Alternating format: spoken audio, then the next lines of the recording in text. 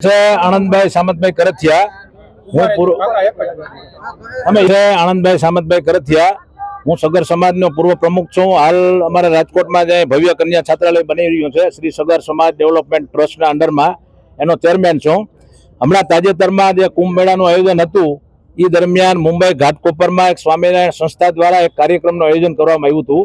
એ કાર્યક્રમમાં એમના એક હરિભક્ત દ્વારા એવું નિવેદન આપવામાં આવ્યું છે કે જે ગંગાજી છે એને પવિત્ર કરનાર એક સંત પુરુષ આપણી સભામાં ઉપસ્થિત થવાના છે। તો આવું એક વિડીયો છે જે અમે હમણાં તમને આપશું। એ વિડીયોમાં એમનું જે નિવેદન છે એ એક ઘૃણાસ્પદ છે। આવું નિવેદન એમણે કરવું ના જોઈએ। આપ સૌ જાણો છો, અમે બધા જાણીએ છીએ, સનાતન ધર્મ પણ જાણે છે, સમગ્ર હિન્દુ સમાજ પણ જાણે છે કે ગંગા મૈયા તો શિવજીની જટામાંથી જ્યારે આ પૃથ્વી પર અવતરણ થયું છે ત્યારથી જ એ પવિત્ર છે। આપણા દેશમાં કે વર્ષોથી પણ આપણે ક્યાંય એવું સાંભળ્યું નથી કે ગંગાજીને કોઈ ઈષ્ટદેવ, કોઈ ભગવાને કે કોઈ સાધુ સંતે એને પવિત્ર કર્યા હોય। તો આવા કલેક્ટરશ્રીમાં અમે એવી રજૂઆત કરી છે કે આવા તત્વોને પકડી અને એને અમારા સમાજ સગર સમાજની સમક્ષ લાવવામાં આવે, એને પૂછવામાં આવે કે એને શા માટે આવું નિવેદન આપવામાં આવ્યું।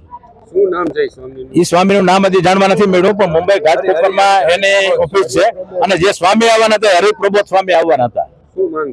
અમારી માંગ છે કે આવા તત્વોને, કારણ કે હમણાં તમે જાણો છો ઘણા સમય થયા આવી ઘૃણાસ્પદ ઘટનાઓ સ્વામિનારાયણ સંપ્રદાયના સાધુઓ અને એમના હરિભક્તો દ્વારા કરવામાં આવી રહી છે। તો કદાચ એમાંનો આ એક ભાગ નથી ને। ગુંગડી બ્રાહ્મણ સમાજનું પણ અત્યારે ચાલી રહ્યું છે। આની પહેલા જુનાગઢ વીરપુર જલારામ બાપા વિશે પણ એ લોકોએ આવી કોમેન્ટ આપી હતી। તો અત્યારે આ સગર સમાજના જે ઈષ્ટદેવ છે ભગીરથ રાજા ગંગા મૈયા, ગંગા હોય તો મારે સરકારશ્રીને એટલી વિનંતી છે ના પડે, ધર્મના દરેક સંપ્રદાયના લોકો સાથે રહીએ અને સાથે રહી અને હિન્દુ ધર્મને મજબૂત બનાવે। એના માટે આવા તત્વો જો કોઈ પણ આવું કૃત્ય કરે તો એને સાંખી ના લેવાય। મારી તો તમને પત્રકાર મિત્રોને પણ વિનંતી છે કે આવા તત્વોને ખુલ્લા પાડો। આપણે કોઈ સ્વામિનારાયણ સંપ્રદાય વાંધો નથી, પણ આવા એકલ દોકલ માણસો જો સમાજમાં આવો વૈમનસ્ય ફેલાય, આવો ક્રોધ ઉભો થાય, તમે જુઓ છો કેટલી મોટી સંખ્યામાં સગર સમાજના યુવકો અને ભાઈઓ અહીં પધાર્યા છે। આવું અત્યારે ભાણવડ વિસ્તાર છે, સુરત વિસ્તાર છે, અમરેલી વિસ્તાર છે, એમાં પણ આવેદન પત્ર આપવામાં આવ્યું ત્યારે પણ મોટી સંખ્યામાં લોકો આવ્યા।